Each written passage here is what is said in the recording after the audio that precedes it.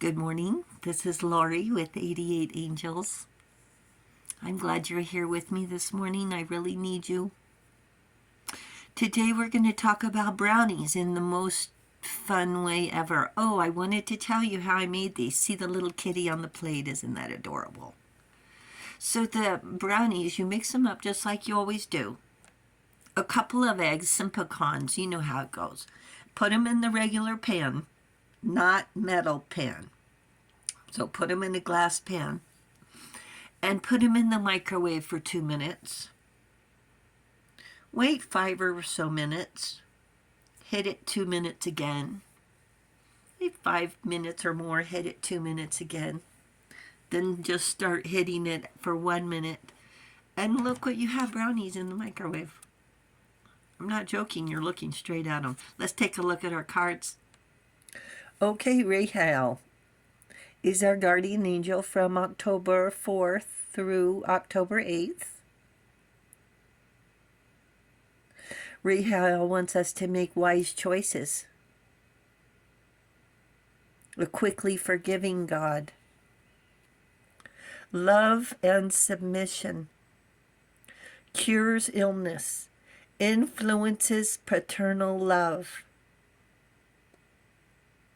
Gives long life. And today we're going to talk about the Three of Wands and the brownie.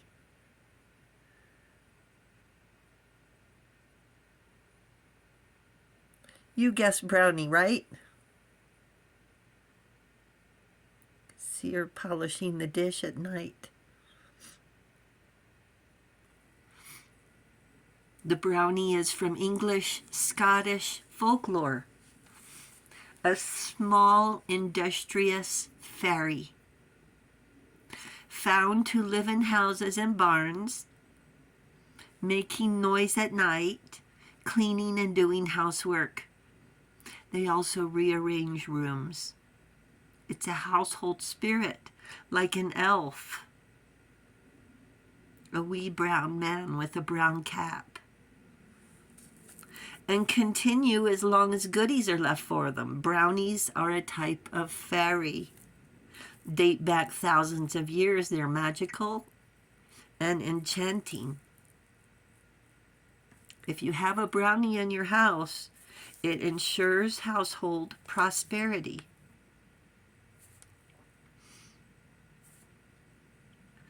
Some are found on dairy farms if they like milk.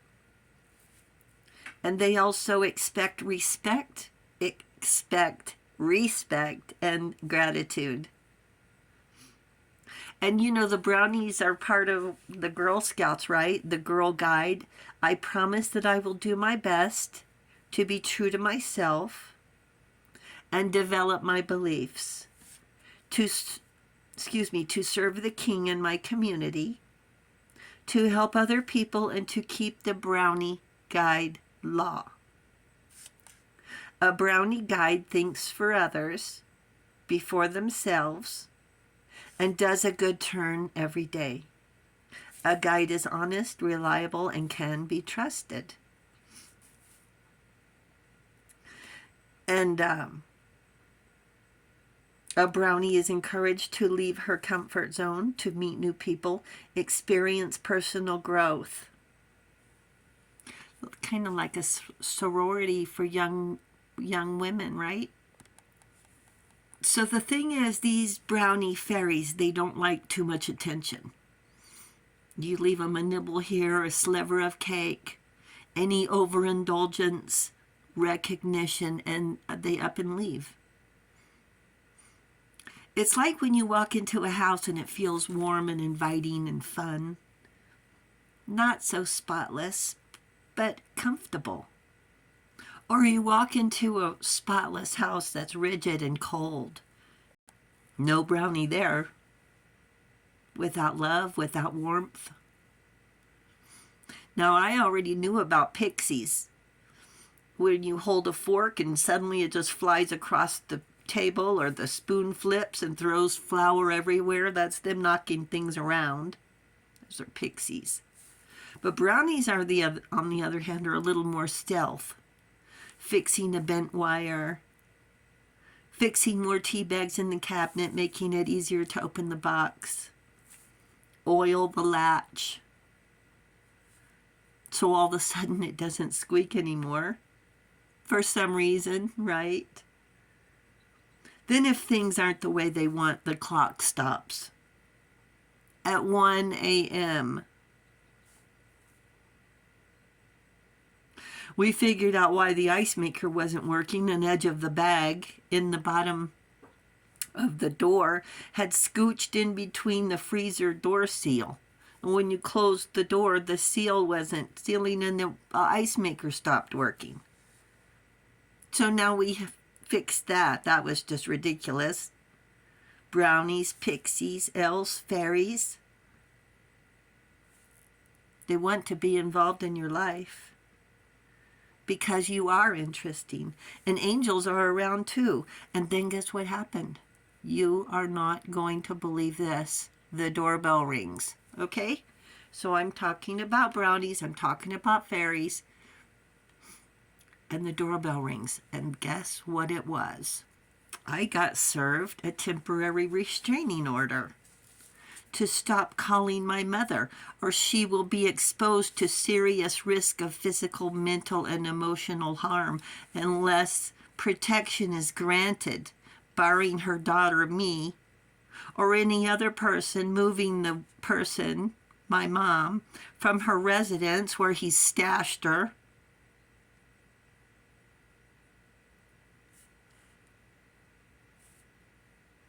That she'll suffer immediate and irreparable injury, loss, or damage to her person and property before Lori can be served or heard in opposition unless the temporary restraining order is granted. I am not kidding you. It's right here. I'm reading right from it.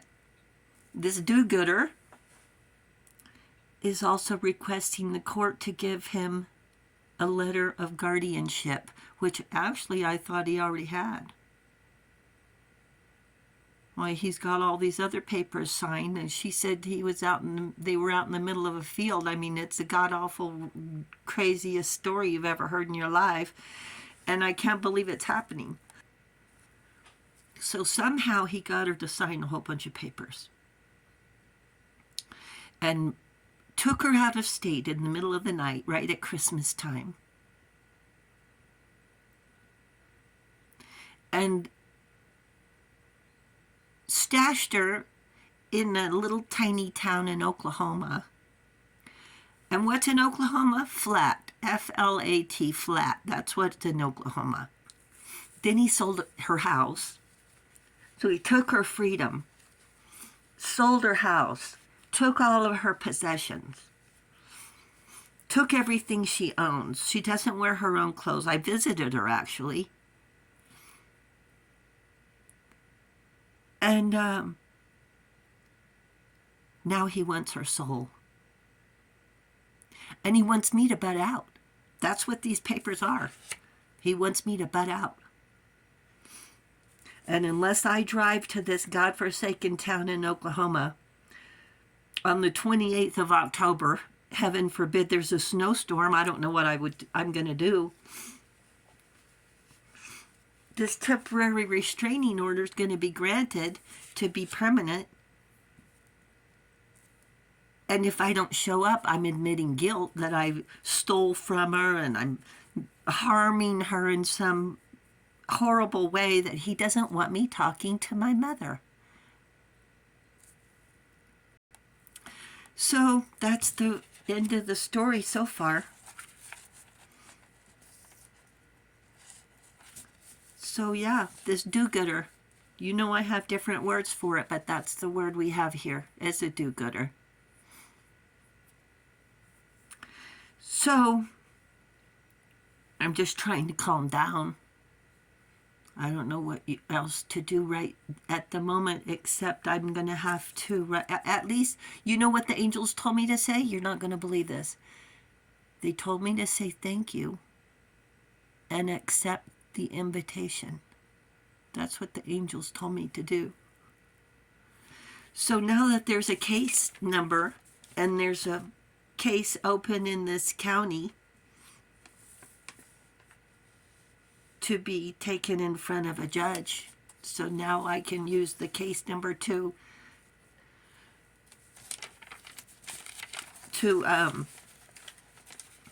what are you supposed to do, like write a rebuttal or something like that? And what was I gonna say? Yeah, just a little more personal. It says in these papers that she only has $130,000, and how it got from $650,000 that he sold her house for to $130,000 in less than a year. Because I have printed out and taken screenshots of when her house was sold and for how much. I mean, it's indisputable. So they're accusing me of being a thief and all this stuff, and the angels told me to say thank you. So I'm going to tell you, listen to the angels, be calm, we're going to do our best, and don't get your shoes dirty, okay? I love you with all my heart. I'll be back, I promise. And I really do appreciate you hitting the subscribe button. It really means a lot to us. Thank you very much. And I'll talk to you soon. I love you. Bye.